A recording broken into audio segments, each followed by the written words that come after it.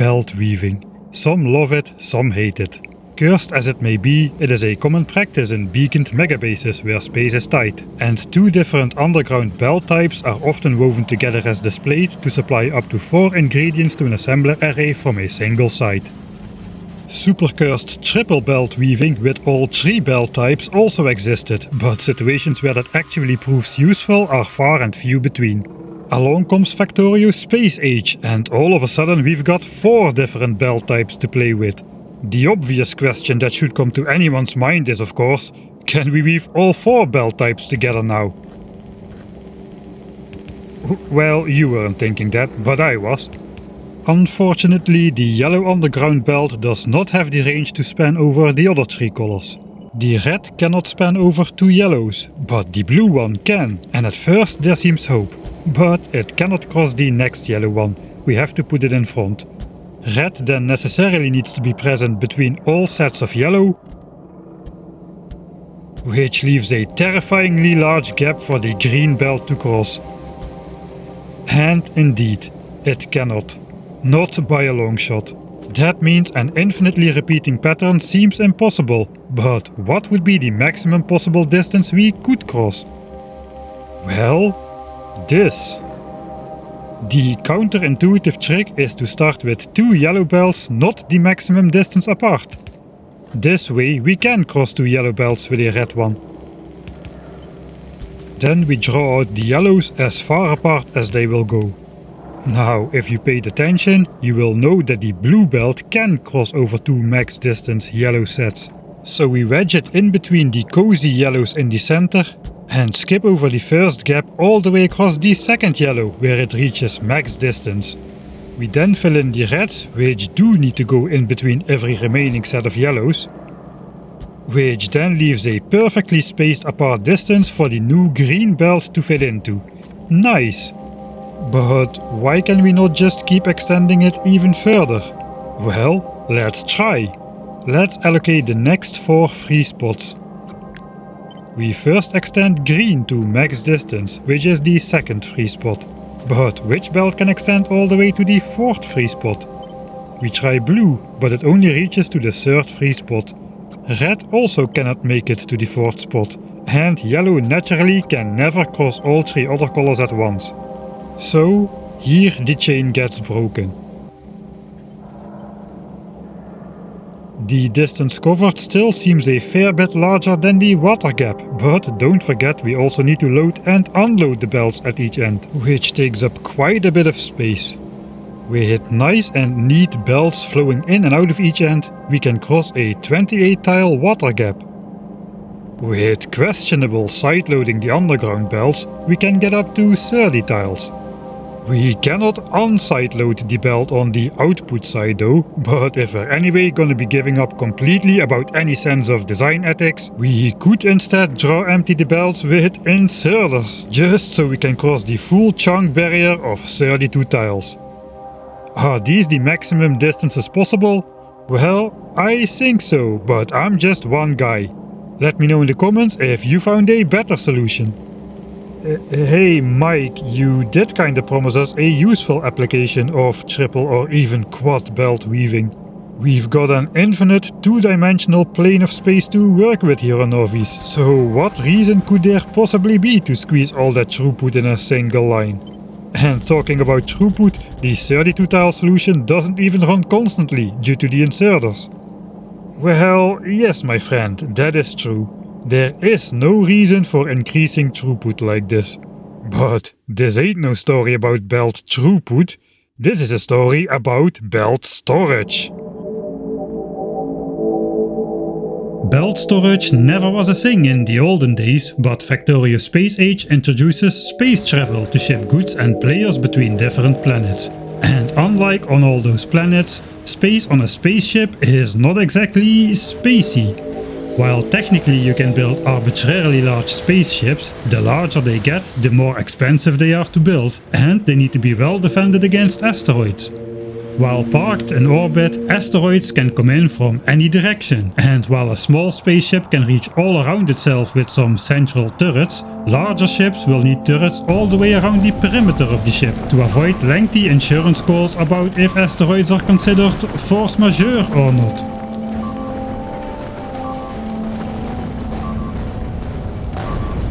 Additionally, each new tier of asteroids needs a different type of damage to effectively deal with it. So, later in the game you are looking at storing and belting 2 to 3 different types of ammo around the ship to reach all the turrets.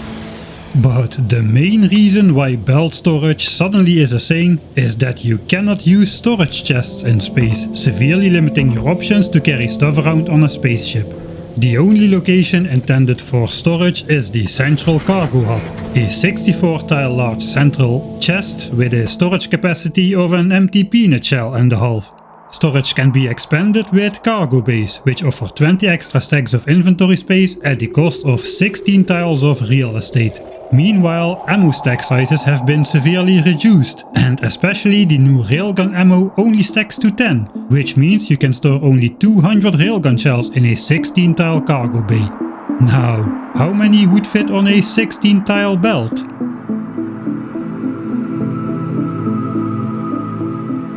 A straight belt, regardless of its color or speed, can hold 8 items per tile, which means a 16-tile area of belts can contain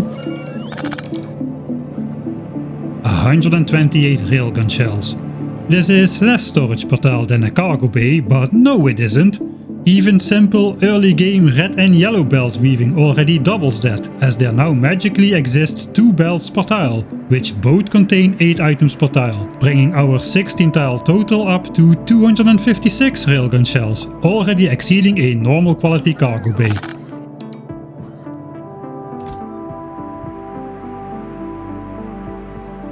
Add in a blue belt weave and it goes up to 384 items per cargo bay footprint. And indeed, with the quadruple belt weave, we can store a whopping 512 railgun shells in a 16-tile space, exceeding even the 50 stacks of storage capacity of a late-game legendary cargo bay. But we haven't even gotten started yet. While the belts are already figuratively stacked, in Factorio Space Age we can make the belts literally stacked, because after unlocking the stack inserter you can start putting literal stacks of items on belts. This by itself quadruples the item storage capabilities of belts, which means the storage capacity of our cursed quadruple belt woven monstrosity is quadrupled yet again. That means that on the space of a single 16-tile cargo bay, we can now store a whopping 2048 railgun shells, more than 10 times the storage capacity of an actual cargo bay. Of course, storing 128 shells per tile is a theoretical maximum. In practice, we lose some slivers of storage efficiency because we need space to load the belts. No, we don't. Space to unload the belts. No, we don't. And we lose some storage efficiency by needing to connect the belt rows to each other. But indeed, the amount of idealized storage capacity lost by overhead can be pretty small if we don't let the belts make unnecessary turns. A great solution is loading the ammo directly on both sides of all 4 belts, using 8 dedicated assemblers, 1 for each belt side. You may recognize this layout from earlier, and indeed, it's the design without attics, which could span 32 tiles in a single line. Well, here we found a valid use for that design, as it just makes sense to unload all 4 belts with inserters directly into adjacent railguns at the end. With this design you can produce ammo in the back of your ship and belt it out to the front on a 40 tile long but only 1 tile wide array of stacked belts, leaving plenty of space for other types of turrets at the front of your ship where you'll need them the most.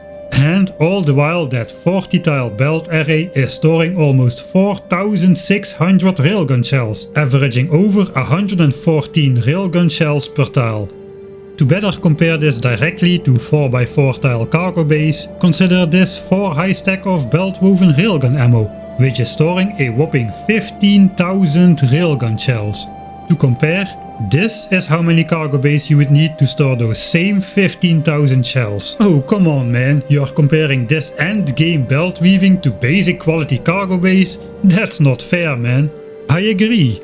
These are legendary cargo bays. This is how many standard cargo bays you would need. Alright mate, that's pretty effective. I guess now we have learned the full power of belt storage, we are not done yet. What? We are not done yet. We haven't quite tapped into the full power of belt storage just yet.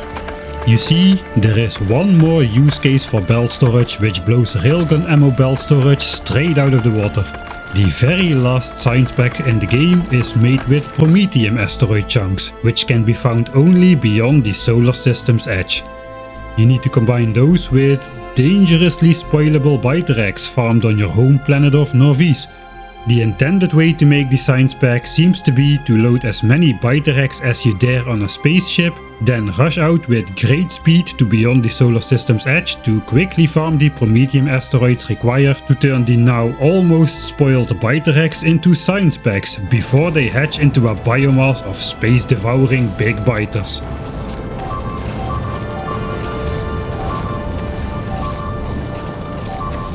That sounds very risky indeed. Why don't we just bring the asteroids home to Norvis then? Well, you need a whopping 25 Promethium asteroid chunks for every cycle of the Promethium science recipe. And the stack size of asteroids is... there is no stack size. 1. They are unstackable. Indeed, a standard cargo bay carrying 20 asteroid chunks doesn't even have the capacity for a single science pack recipe. And even legendary cargo bays hold only enough chunks for 2 cycles. Well, you can see where this is going, can't you?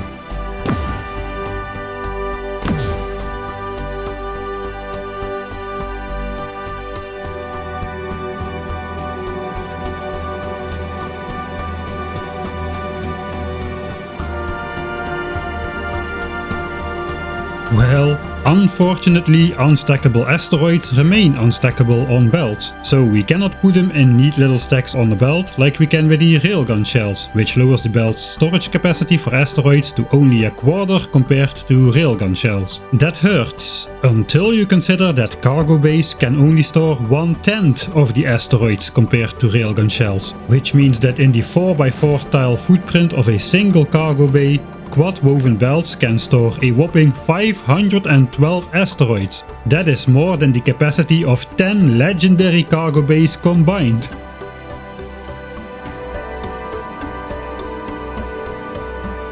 So, is this game breaking? I would say no, really. We are not invalidating the intended approach of Promethium science creation here. If you're a racing game fan, you will enjoy the thrill of racing against the Biterex spoilage problem in fast and agile tiny spaceships that can endure the asteroid onslaught and get the job done before time is up. You may lose a spaceship every now and then due to Biterex hatching, but you will likely have many copies of your racing spaceship in flight, and can semi-automatically replace lost ships. Losing a single ship is but a scratch on your overall fleet.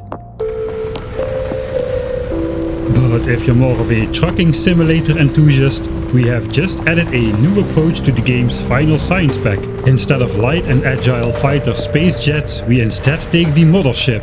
A slow-moving but unstoppable 18-thruster behemoth plowing its way through the dense asteroid fields like an icebreaker ship in the Arctic, meanwhile harvesting literal tons of asteroid chunks in its belly in a single trip. So yeah, the above comparison is to say to the Factorio dev team, we are not invalidating the intended approach here, we are merely adding an option to the player's choice which is wildly different but not strictly better or worse than the originally intended method.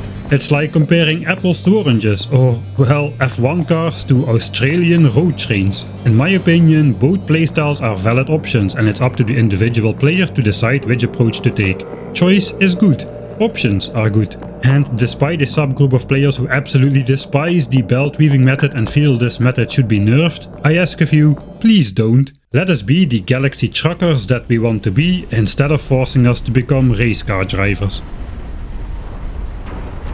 And indeed, I myself am more of a trucker than a sprinter, and such is how my end game ship came to be. I present to you the Flashlight, with an A. Apparently I've got some sort of accent going.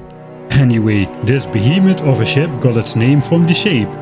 It's got a business end and a handle, although I guess which side the "this way up" sticker is pointing depends on your interpretation of my accent. Anyway, the front end has 16 railguns interwoven with flexible asteroid collectors, being able to collect a mixture of the 3 resource type asteroids and the 4 science only Promethium asteroid chunks. The resources are processed behind the double layer of rocket turrets and lasers, turning them into up to 1050 explosive rockets a minute, as well as up to 481 railgun shells a minute, which would match the theoretical maximum shooting speed of 16 unupgraded railguns at 0.5 shells a second. In practice though, the maximum railgun fire rate seems to cap out at roughly a third of the advertised rate, which may or may not be fixed in a future version. Update, it just got fixed to some degree in update 2.0.22. The railgun shells are output directly in neat stacks of 4 on a single tile wide quad woven belt to reach the front turrets, where the shells are picked off all 4 belts and distributed over the front lines through chaining long-handed inserters between railguns, leaving exactly enough space between railguns to fit in an asteroid collector in the gap. The Promethium asteroid chunks get woven through the build and eventually end up in the handle, where it filter flows into a massive amount of quad woven belts capable of storing over 200,000 asteroid chunks, eventually ending up neatly in front of a pair of Promethium science assemblers, ready to transform the chunks into science after the mothership returns home. This leaves the actual storage hub free to store up to 60,000 rockets and not much else. Just a few stacks of replacement bits and bobs mods. On a side note, despite the ship design starting out as a pure hauler, I tried to convert it into a dual purpose ship, which could both haul the 200,000 asteroid chunks and make it all the way there and back again to the 4 million kilometer out shattered planet. And I live streamed the entire journey. The 28-hour VOD is currently only available on Twitch, but I'll eventually get it over to YouTube as well. Anyway, the trip to the Shattered Planet was made before the railgun shooting speed bug was fixed, and as an added challenge, I tried taking 0 damage in the process, and do it without a single level of asteroid processing productivity research, giving us the bare minimum of resources from every asteroid processed, which got us into quite a pickle. It's really a great watch to have on in the background while doing something else. Right, back to belt weaving stats. As you may have been screaming at your screen already when I said we can hold 32 asteroids per tile as we have 4 belts per tile holding 8 chunks each, this is only true for the central part of the storage. In this central area, indeed, every tile has a full 4 straight belts per tile holding 32 asteroids per tile, but on the left and right edges we go from 3 to 2 to 1 belt per tile, and some of those belts are turns, which hold less items per tile. Unless we abuse another belt stacking exploit which involves tirelessly and manually rotating a corner belt for extended periods of time, which we will ignore for this video. Because believe it or not, we have still got something orders of magnitude better coming up in terms of storage per tile.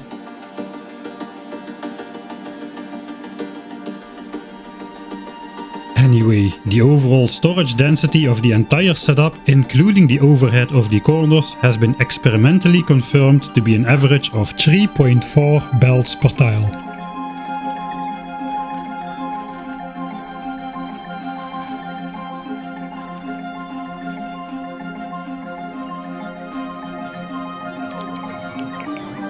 .4 belts per tile, or 27 asteroids per tile. Due to the overhead being present only on the left and right side, the ratio of overhead versus ideal storage is a constant, and you will get the densest possible belt storage from the get-go, regardless of if you use 4 lines of storage or 400. This design is also the most flexible, as it is stylable per single line.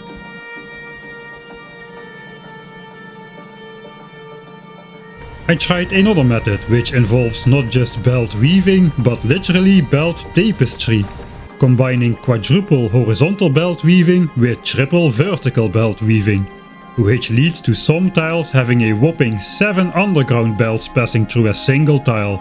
However, that's only where the 12 horizontal belt weaves are present. The other 24 rows in the center have only 3 belts per tile. That still makes for an average of a whopping 4.33 belts per tile in the center. But of course the overhead for orthogonal belt weaving is significantly larger than the one-dimensional version, needing to connect belts on all 4 sides here.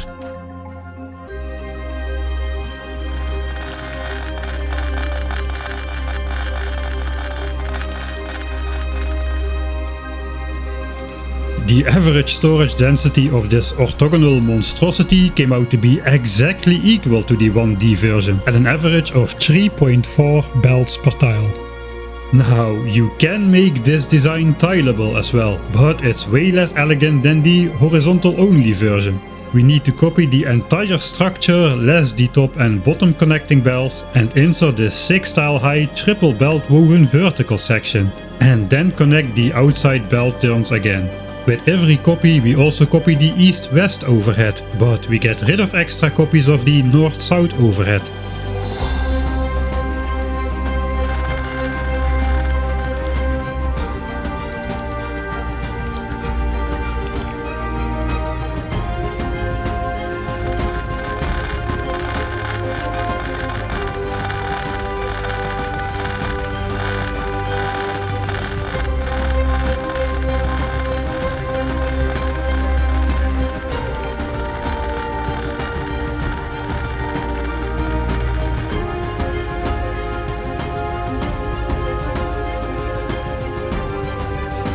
I tested a monstrously large build with 4 copies and it came out to be 3.76 belts per tile. And if infinitely repeated, the average density will approach slightly over 3.9 belts per tile. And that is the best I could do so far. I do quickly want to mention the OG checkerboard pattern, which uses only 2 belt colors but still achieves 4 belts per tile in the center. This design is tileable in both directions, so theoretically if both directions grow towards being infinitely large, the average belts per tile, including the ever diminishing overhead, actually approaches 4.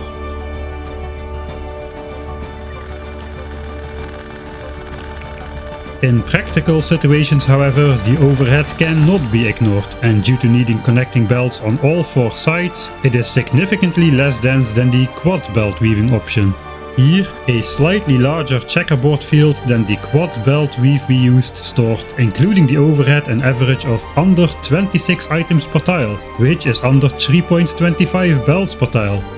Even a ridiculously large field 4 times the size of the previous one still amounts to only 3.56 belts per tile. And that is the best I could do so far. Well, in terms of fully automated, zero micromanagement kind of setups, that is. But if you are willing to invest a little time, we can blow all of the above out of the water. Let me show you how to make your own infinity chest in Factorio.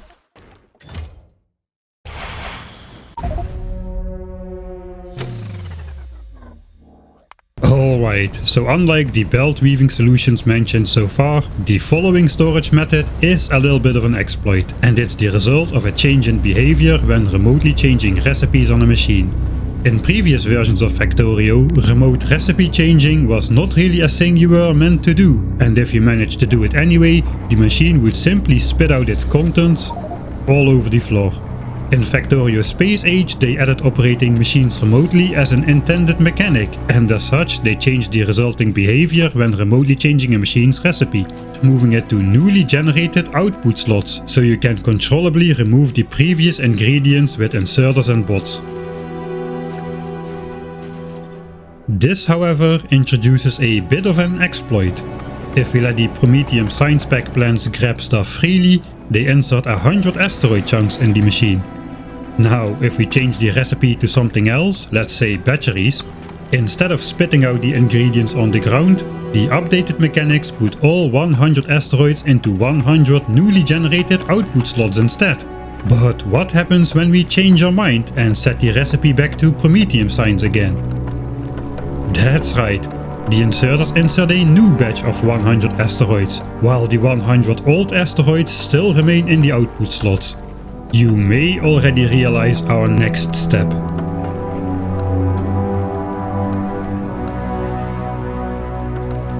Yep, we changed the recipe back to batchery again, and now we have 200 asteroids in 200 separate output slots. Rinse and repeat, rinse and repeat.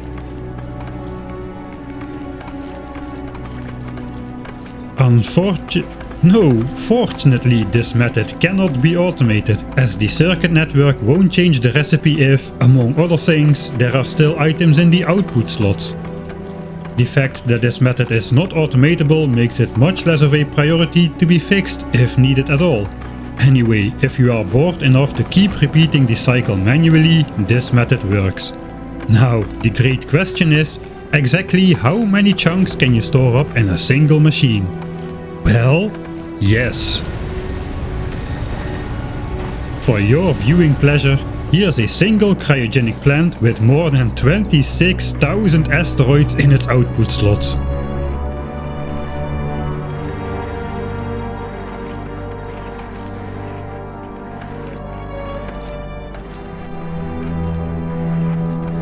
Given the cryogenic plant's 5x5 tile footprint, that's already well over 1,000 asteroids per tile, which is over 30 times as dense as even the best belt weaving storage solution out there, and the end doesn't seem to be in sight.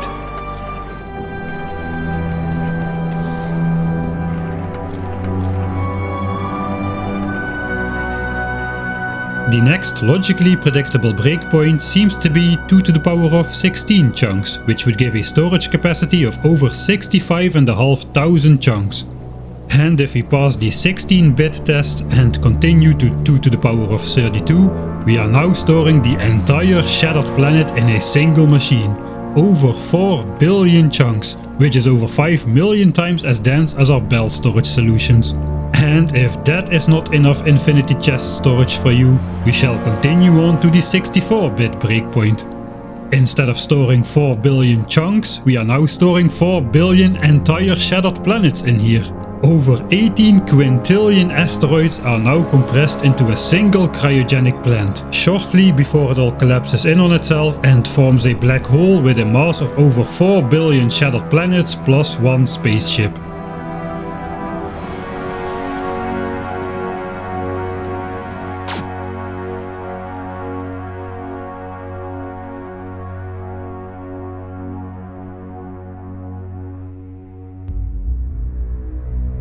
And even at 2 to the power of 64 asteroid chunks, we may still not have hit the limit on the generation of output slots. It may just go on forever.